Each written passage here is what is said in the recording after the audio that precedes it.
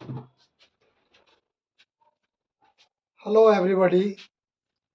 जो लास्ट में मैंने वीडियो डाली थी उसमें क्वेश्चन पेपर का सेक्शन ए था। उसमें एक सवाल 2 नंबर का था और कुल मिला के हमें 5 सवाल करने थे। इसमें क्या है, ये हमारा अप्लाइड फिजिक्स एक्सटर्नल पेपर का ये बी सेक्शन है। और बी सेक्शन में क्या होता है कि 5 क्वेश्चन होते हैं जिनमें से हमें 4 करने होते हैं। उधर मैंने कोऑर्डिनेटर में लिखा हुआ भी है, ठीक है। तो 4 क्वेश्चन करने होते हैं। एक क्वेश्चन 5 नंबर का होता है और जो हमारा ए सेक्शन था उसमें 5 करने थे, बट एक क्वेश्चन 2 नंबर का था। वो 10 नंबर का पेपर था, ये हमारा 20 नंबर का पेपर है, ठीक है। तो इसमें हमने इस साइड में जो 5 क्वेश्चन है वो क्वेश्चन लिखे हुए हैं। यहाँ हम 1 बाई 1 सॉल्व करके आपको दिखाते रहेंगे। पहला क्वेश्चन है हमारा, the maximum value of resultant of 2 forces. 2 force हैं हमारे resultant force P and Q, ठीक है। वो कह रहा है कि maximum value of resultant force. तो मैक्सिमम वैल्यू कैसे निकालते हैं? पी जो उसका रिजल्टेंट वैल्यू है वो है हमारा Q is equal to 31, P and Q 31। क्या मतलब हुआ इसका? मैक्सिमम वैल्यू कैसे निकालते हैं? 2 रिजल्टेंट फोर्स को अगर हम जोड़ दें तो वो निकलता है हमारा मैक्सिमम वैल्यू ऑफ फोर्स, ठीक है। तो इसका मतलब क्या है 31 का? इसका मतलब होता है कि maximum value of 2 forces P and Q, यानी कि P plus Q is equal to 31। 31 क्या दे रखा है? मैक्सिमम वैल्यू, यानी 2 रिजल्टेंट फोर्स का जोड़ है। तो P प्लस Q 31। ऐसे ही जो हमारा and the minimum value of resultant is 17 Newton, find the forces. तो जो इसका मिनिमम वैल्यू है वो है 17 न्यूटन, और हमें निकालना क्या है? इसके फोर्सेज निकालने हैं। फोर्सेज मतलब P एंड Q निकालने हैं। तो P प्लस Q दे रखा है 31, P माइनस Q यानी कि and minimum value of 2 forces P minus Q is equal to 17, ठीक है। ये 2 फोर्स हमारे दे रखे हैं। तो अब हमने किसका हम हल कैसे निकालते हैं? हमने इसको मान लिया इक्वेशन नंबर 1, ठीक है। और जो मिनिमम वैल्यू ऑफ फोर्सेज है उसको हमने इसको इक्वेशन नंबर 2 मान लिया। एक पहचान कर ली जाती है, ठीक है, ताकि हम किस में कौन सा ऑपरेशन कर रहे हैं। तो आप देखिए, from equation number 2, equation number 2 है, आप थोड़ा सा दिखाई दे पा रहा होगा कि ये क्या है। इक्वेशन नंबर 2 है। 2 कौन सी है? P minus q equal to 17।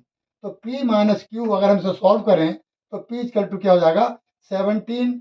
ये Q जो है हमारा इस तरफ आ जाएगा, राइट हैंड साइड में। तो क्या बनेगा? P equal to 17 plus Q। Minus का Q है, इधर गया प्लस में हो जाएगा। ऐसे ही value of P put in the equation number 1। Equation number 1 क्या है हमारी? P plus Q is equal to 31। मैंने कोशिश की है कि आपको परेशानी ना पड़े, एक वो भाषा, एक आसान सी लैंग्वेज जिसे आप पेपर में लिख सकें। मेन प्रॉब्लम होती है पेपर में लिखने की, ठीक है।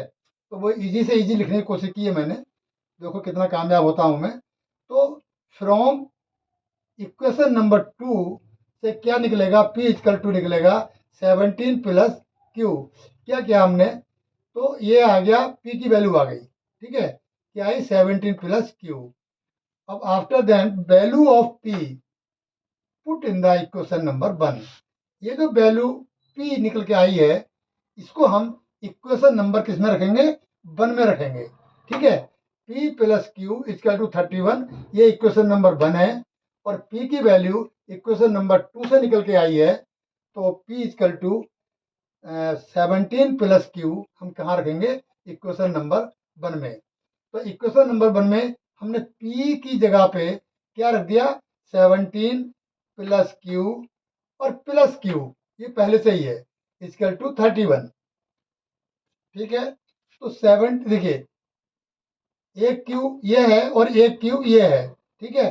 दोनों क्यू मिले क्या हो गए, 2 क्यू हो गए, यानी 2 क्यू। तो 17 प्लस 2 क्यू इजकल टू 31। ठीक है, यहाँ तक क्लियर है। अब 17 को आप राइट हैंड साइड में ले जाइए, तो क्या हो जाएगा हमारा, 2 क्यू इजकल टू 31 माइनस ये 17। फिर ठीक है, दोबारा समझिए, समझ नहीं आ रहा है। 2 क्यू, क्यू क्यू मिलके 2 क्यू हो गए, और ये यहीं पे रहे, ये 17 उठ के राइट हैंड साइड में आएगा, तो इसका साइन, इसका जो चिन्ह है वो चेंज हो जाएगा। ये 17 प्लस का है, इधर आएगा तो हमारा माइनस का हो जाएगा। तो ये क्या हो गया, 2 क्यू इजकल टू 31 माइनस 17। तो क्यू बराबर कितना आएगा, अब 2 से ये हमारा 31 माइनस 17 कितना हुआ, 14 बचा। ठीक है, अब ये 14 बचा, तो 2 से ये डिवाइड हो जाएगा इधर, तो q is equal to 14 divided by 2, यानी कि इजकल टू 7। ठीक है, 2 7 जा 14। ओके, तो क्यू की वैल्यू निकल आई, ये हमारा एक फोर्थ निकल आया। क्यू क्या है हमारा, एक फोर्स है। हमारे को दो फोर्स की वैल्यू निकालनी है, तो क्यू की तो निकल आई, अब हमें क्या निकालनी है, पी की निकालनी है। ठीक है, तो पी की वैल्यू निकालने क्या करेंगे, देखिए, the value of Q, the value of Q, ये वाली, the value of Q put in equation number 2। Value of Q हम क्या करेंगे, इक्वेशन नंबर 2 में रखेंगे। इक्वेशन नंबर 2 क्या है हमारी, p minus q equal to 17। अब क्या करेंगे, हम q की जगह पे हम क्या रखेंगे, वैल्यू ऑफ q। देखिए, p माइनस क्यू यानी कि p minus 7, q is equal to 7। Okay, तो p minus q equal to 17, यहाँ हो गया हमारा p माइनस 7 इजकल टू 17। तो 17 7 हमारा राइट हैंड साइड में जाएगा, तो क्या हो जाएगा, p इजकल टू 17 प्लस 7, क्योंकि ये माइनस का 7 है, इधर जाएगा तो हमारा प्लस का 7 हो जाएगा। राइट, तो यानी कि अगर हम दोनों का जोड़ें, सम करें अगर, तो 17 प्लस 7 इजकल टू हो जाएगा 24। ठीक है, तो ये हो जाएगा हमारा 24। p, अब ये क्या हमारा, ये देखो, ये क्या है हमारा, p minus q equal to 17। Okay, और यहाँ पे p माइनस 7, और यहाँ रख देंगे हम p इजकल टू 17 प्लस 7, यानी कि p बराबर 24। तो p की वैल्यू क्या है, ये हमारी निकल आई 24। पहले हमारे निकाली q की वैल्यू, q जो फोर्स है हमारा, रिजल्टेंट फोर्स, उसकी वैल्यू निकली हमारी 7, और दूसरा जो हमारी पी की वैल्यू है वो आई हमारी 24, और हमें यही दोनों निकालने थे, यानी कि यही हमारा आंसर है, पी इजकल टू 24 और क्यू इजकल टू 7। ठीक है, अब हम क्वेश्चन नंबर करते हैं 2। ठीक है, क्वेश्चन नंबर 2 करते हैं अब।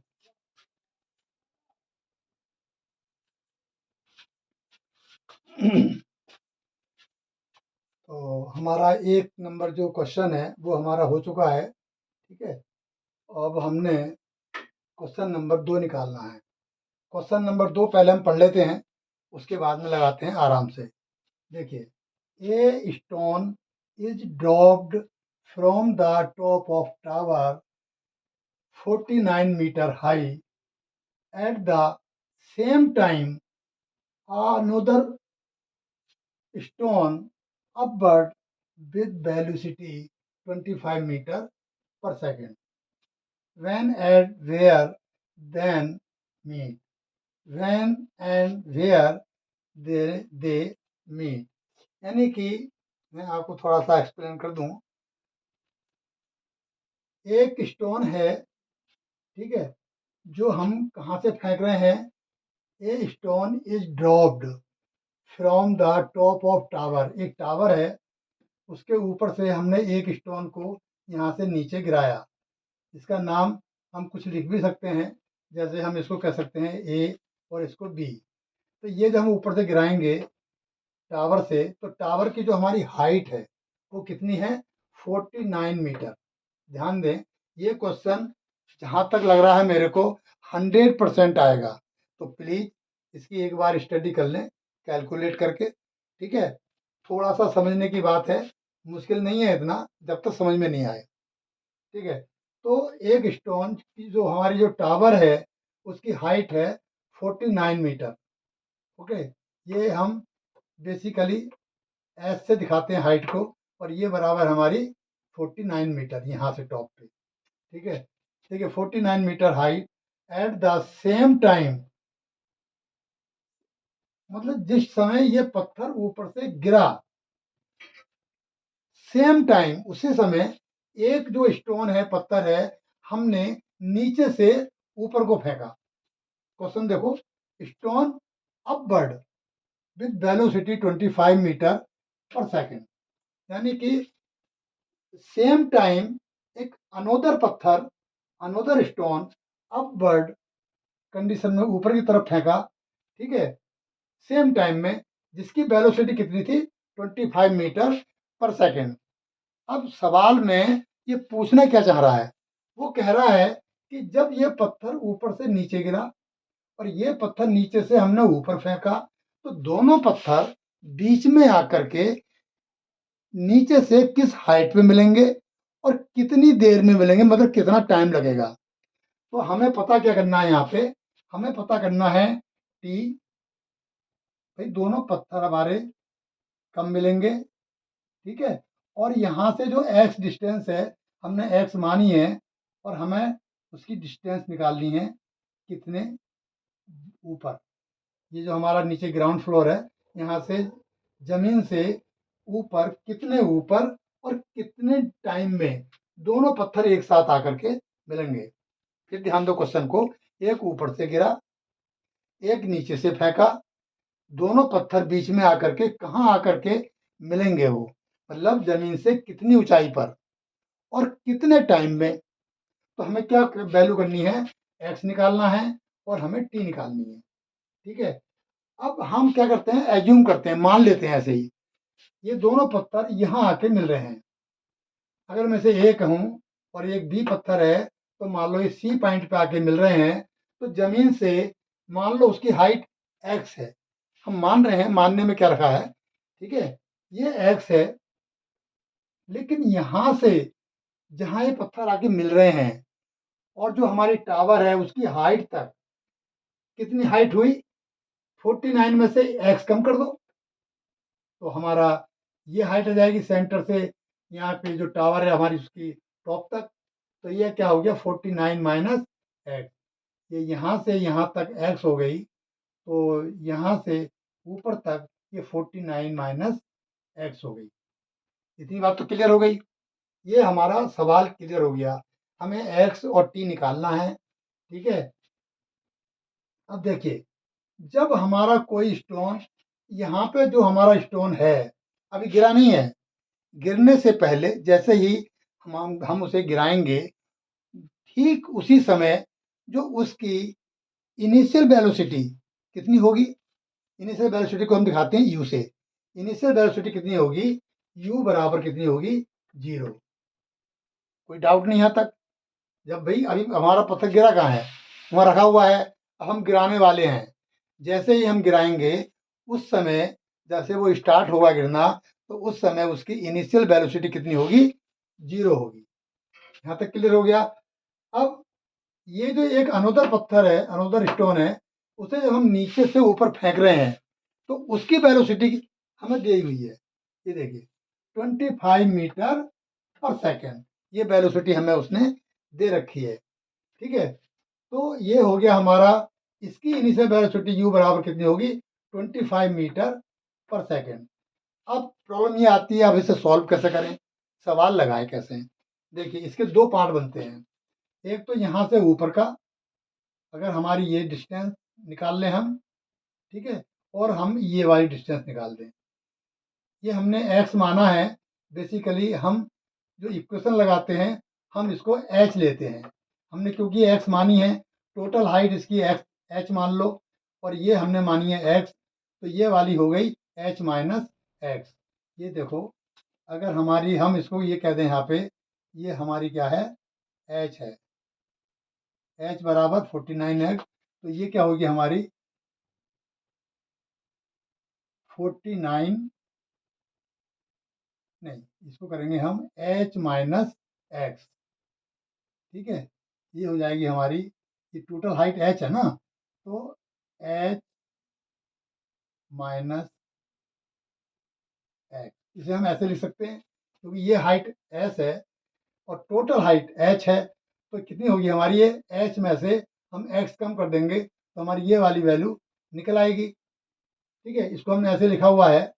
अब इसकी जो इक्वेशन होती है, इसकी इक्वेशन क्या होती है, ये होती है h बराबर u t plus 1/2 g t square. अब देखो, यहाँ दो इक्वेशन लगानी पड़ेंगी हमें।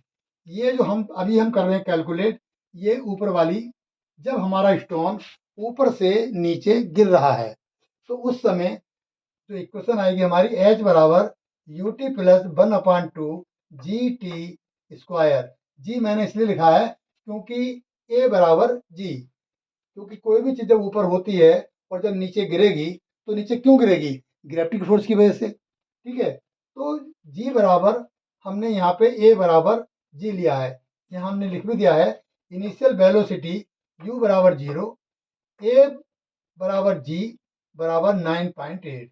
जी की वैल्यू कितनी होती है, 9.8 मीटर पर सेकेंड स्क्वायर, ठीक है। ये हमारी होती है इसकी वैल्यू। तो हम यहाँ पे अब हम जी की वैल्यू और ई की वैल्यू पुट कर देंगे, ठीक है। तो ये बराबर हो जाएगा 49 माइनस एक्स, क्योंकि ये वाली एच है, अभी हम इस पर काम कर रहे हैं।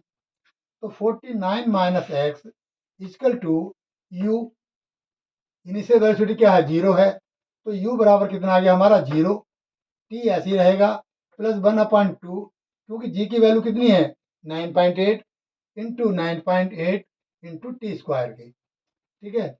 अब देखिए 49 माइनस एक्स प्लस 0 हो जाएगा, ये क्या बचा, प्लस इस 2 से ये 49.8 जब हम काटेंगे तो देखिए 2 चौक 8, इसमें एक बचा, ये 8 18 और दो ने हम 18, यानी कि हमारा 4.9 आ गया, 4.9 टी स्क्वायर।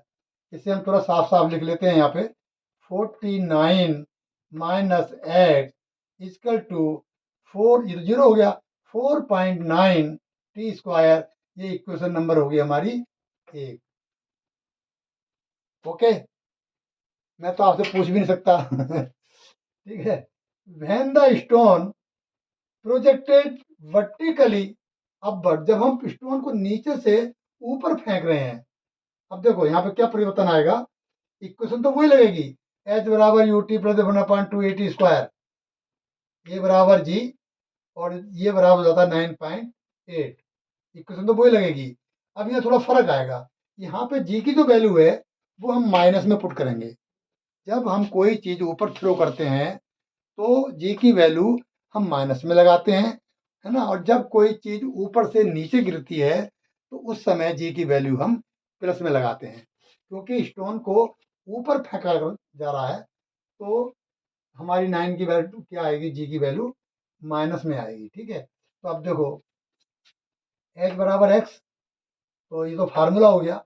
हम कौन की किसका हम कैलकुलेट कर रहे हैं, इन नीचे वाले को। तो नीचे वाला जब हम ऊपर को फेंक रहे हैं स्टोन, तो नीचे वाला जो एच बराबर कितना है, यहाँ पे ये एक्स हो जाता है, और यहाँ एच बराबर कितना हो जाता है 49 माइनस एक्स, ठीक है। तो अब यहाँ पे देखिए एच, ये हो गया हमारा एक्स बराबर 25, ये हो गया हमारा 49 माइनस एक्स इजकल टू 0, और ये हमारी क्वेश्चन नंबर 1 हो गई थी। हाँ, हम जब कर रहे थे इसका कैलकुलेट कर रहे हैं ना, इस वाले का, सॉरी कन्फ्यूजन हो गया। तो h बराबर u t plus 1/2 a t square, ऊपर फेंकते समय h बराबर x, ये वाला, और a बराबर g, यानी कि 9.8। अब इसमें पुट कर देते हैं वैल्यू, x, h बराबर x है बराबर 25, क्योंकि इनिशियल जो हमारी वेलोसिटी है वो क्या है 25 मीटर पर सेकेंड है, ओके। तो यहाँ पे हो गया। अब जी ये हो गया 25 1/2, हमने कहा था जी की वैल्यू माइनस में लेंगे, तो ये हो गया हमारा -9.8 टी स्क्वायर की। ठीक है, इसे हम सॉल्व कर लेते हैं।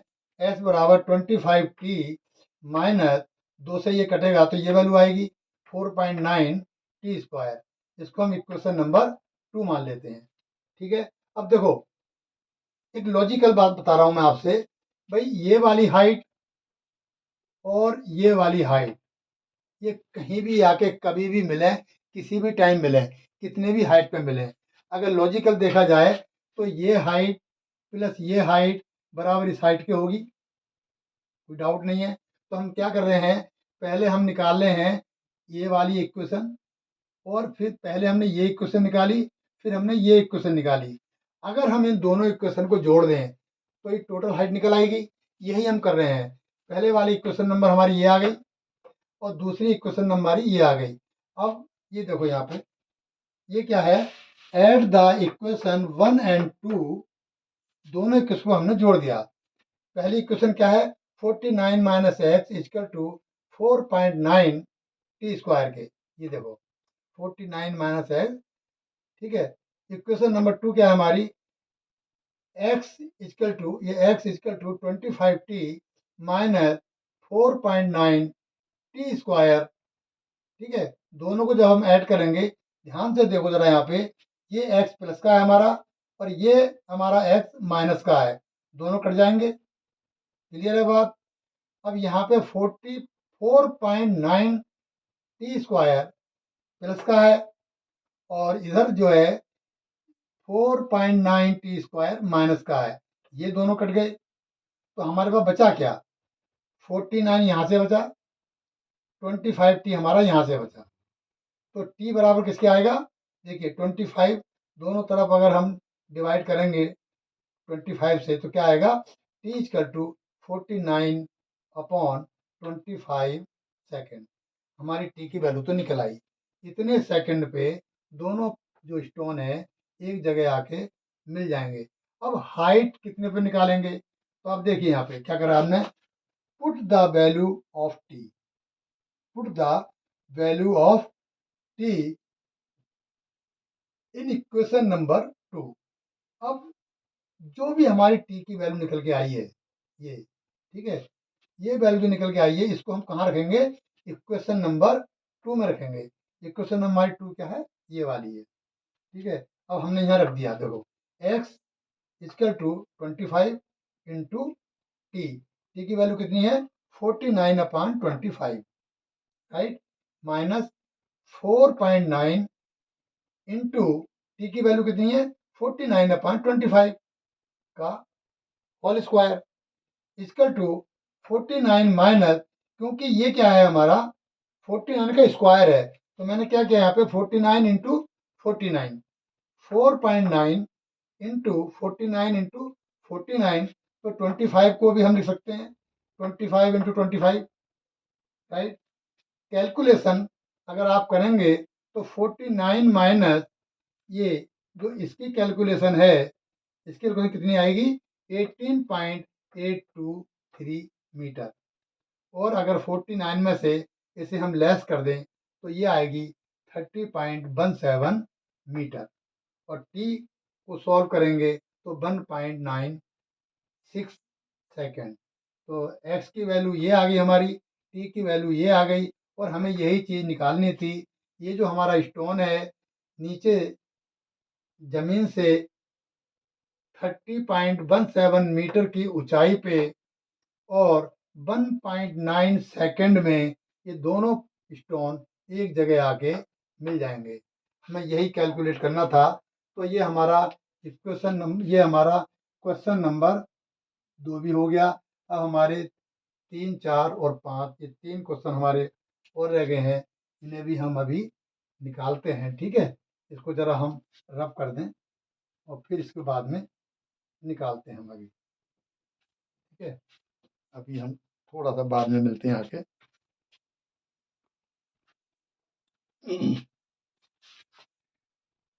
तो ये हमारा क्वेश्चन नंबर 1 2 हो चुका है।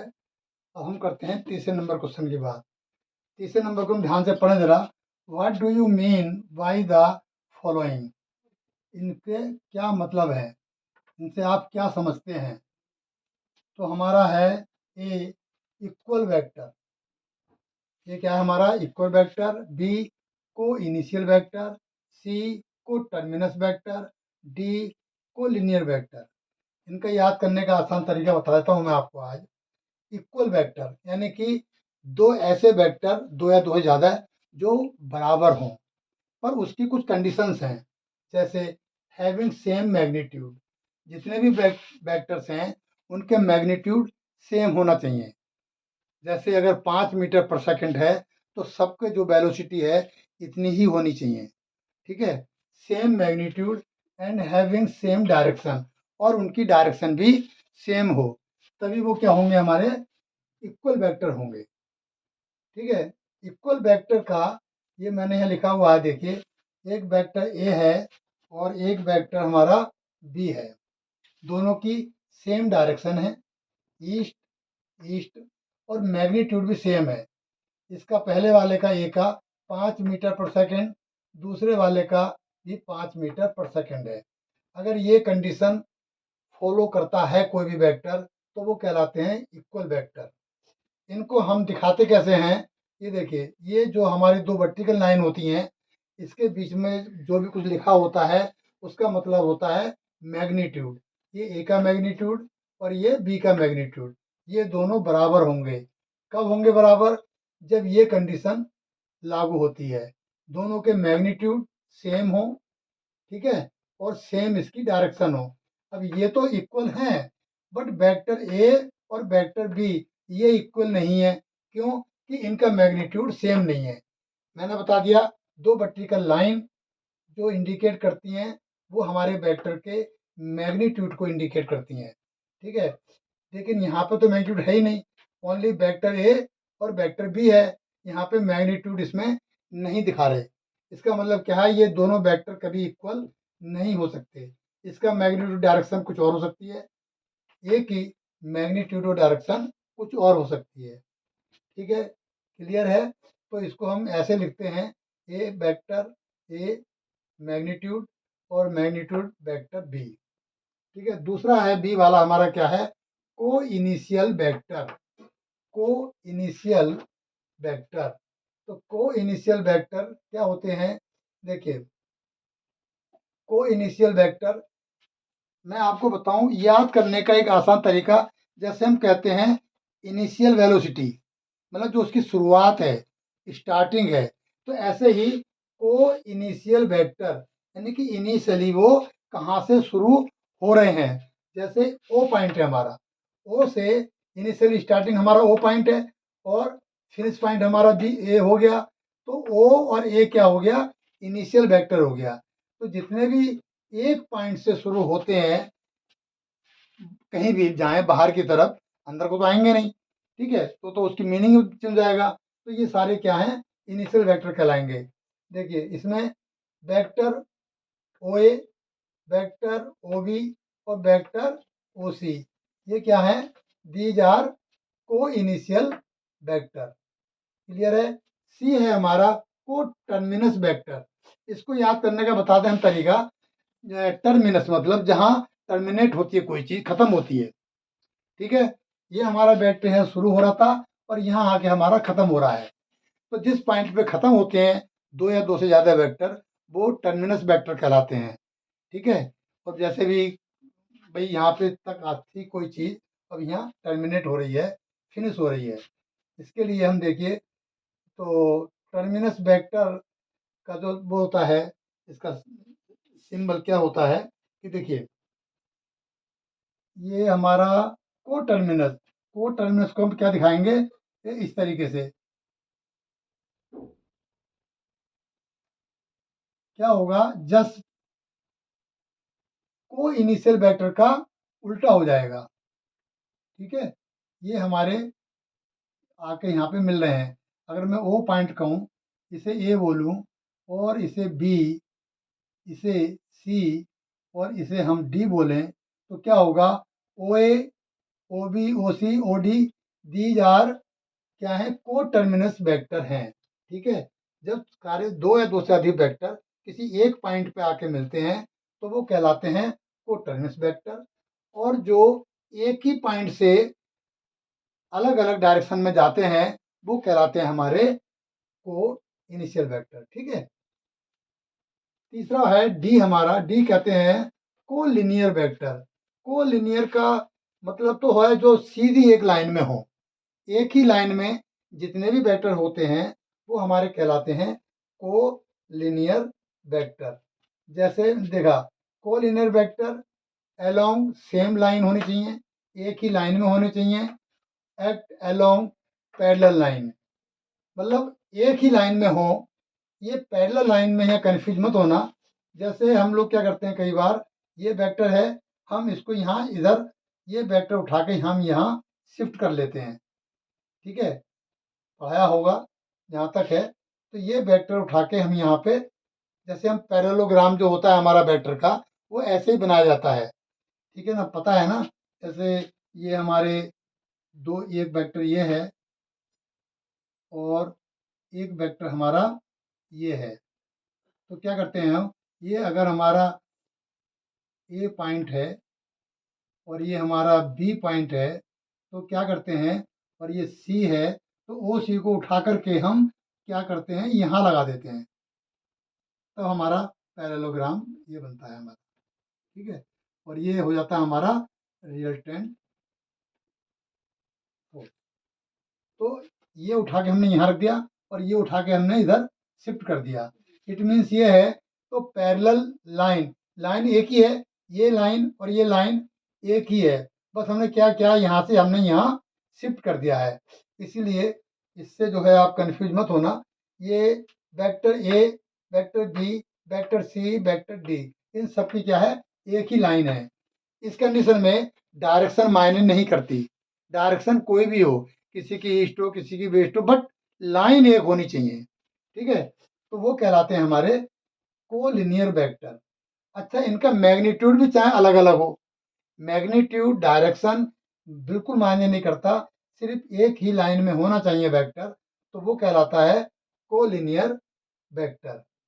ठीक है, नेक्स्ट पॉइंट है हमारा, देखिए एक पहला हो गया, दूसरा हो गया, ये हमारा तीसरा हो गया। अब हमारा चौथा और पांचवा दो हमारे क्वेश्चन रह गए हैं, इन्हें भी करते हैं फटाफट से। ठीक है, अब मैं इसको अभी मिटाता हूँ, मैं थोड़ा सा वीडियो शॉर्ट करने की कोशिश। चौथा जो क्वेश्चन है हमारा वो है, so that the vectors 2i minus 3j plus 4k and minus 6i plus 4j minus 12k, ये दो वेक्टर हैं और हमें निकालना क्या है, ये दे रखा है कि are parallel to each other. हमें शो करना है, प्रूफ करना है कि ये जो दो वेक्टर हैं ये दोनों वेक्टर एक दूसरे के पैरेलल हैं। पैरेलल मतलब आप समझते हैं ना, ये दोनों एक दूसरे के पैरेलल, एक वेक्टर ये है, एक वेक्टर ये है, ये मैं वेक्टर ही बना देता हूँ इन्हें, ये दोनों क्या हैं, पैरेलल हैं। या इन्हें आप ऐसे बना लो, एक वेक्टर ये है और एक दूसरा वेक्टर ये है, दोनों वेक्टर आपस में पैरेलल हैं। हमें ये प्रूव करना है, एक वेक्टर हमारा ये है और दूसरा वेक्टर हमारा बी है। ठीक है, ये दोनों वेक्टर हमें प्रूव करने हैं कि ये दोनों वेक्टर आपस में पैरेलल हैं। अब पैरेलल प्रूव करने के लिए हमें क्या देखना होगा, इन दोनों के बीच अगर एंगल 0 आता है तो वो पैरेलल है।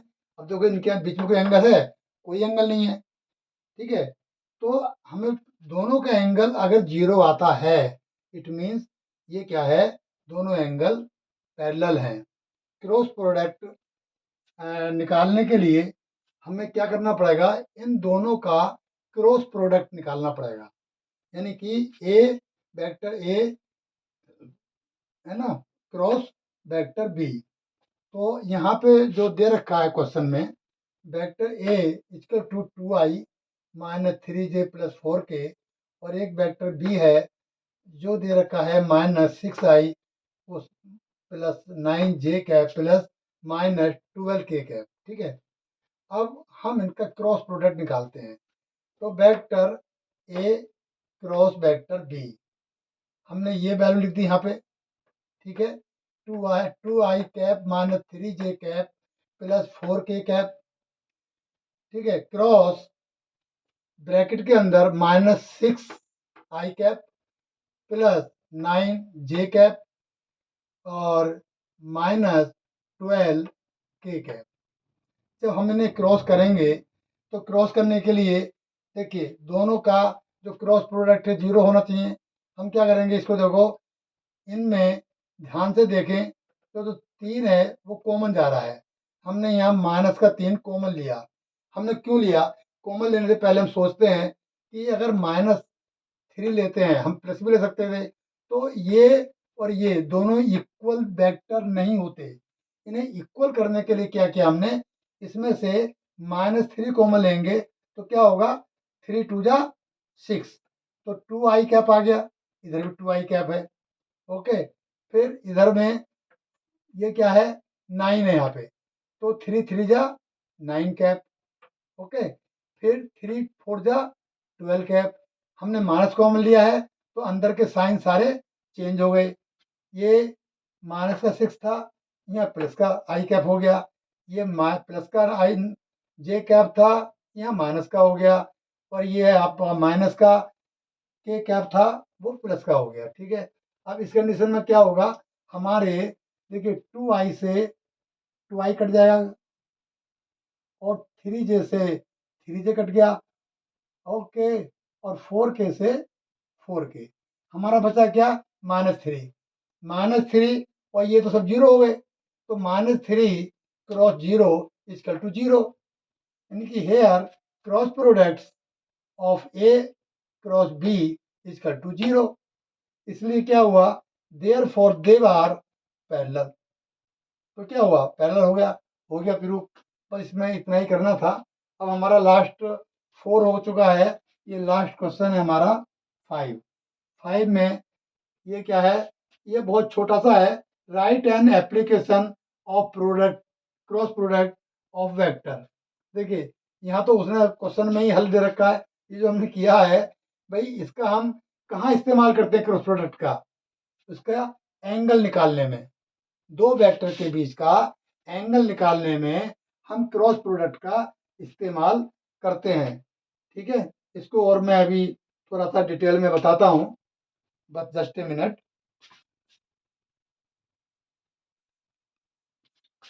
क्वेश्चन नंबर 5 का जो आंसर था वो तो चौथे में ही था, क्योंकि इसमें दो वेक्टर दिए हुए हैं, ये ए एंड बी। तो इनका प्रूफ करना था कि ये दोनों वेक्टर आपस में पैरेलल हैं, जो मैंने बताया था ए क्रॉस बी। और इसका भी 5वें का सेम आंसर है कि right an application of cross products of vector. दो वेक्टर्स का जो क्रॉस प्रोडक्ट्स है, जो उसका हमें निकालना होता है, एप्लीकेशन क्या काम होता है उसका, एप्लीकेशन उसका एंगल निकालने के काम आता है। तो use of the cross product is calculate the angle between two vector. दो एंगल के बीच हम एंगल निकालने के काम में इस क्रॉस प्रोडक्ट को यूज करते हैं। ठीक है, ये हमारा बी वाला सेक्शन फिनिश होता है। अब नेक्स्ट हम डालते हैं सी के लिए और डी के लिए। ठीक है, इसको आप अगर कुछ देखने में प्रॉब्लम आ रही हो तो इसको स्क्रीनशॉट लेके जूम करके आप देख सकते हैं। ठीक है ना, क्योंकि जितने से कोशिश जितनी हुई है, मैंने इसको थोड़ा सा अच्छे से लिखने की कोशिश की है, साफ साफ। ठीक है, ओके, नमस्ते एंड गुड नाइट। अब मिलते हैं नेक्स्ट वीडियो में आकर। बाय।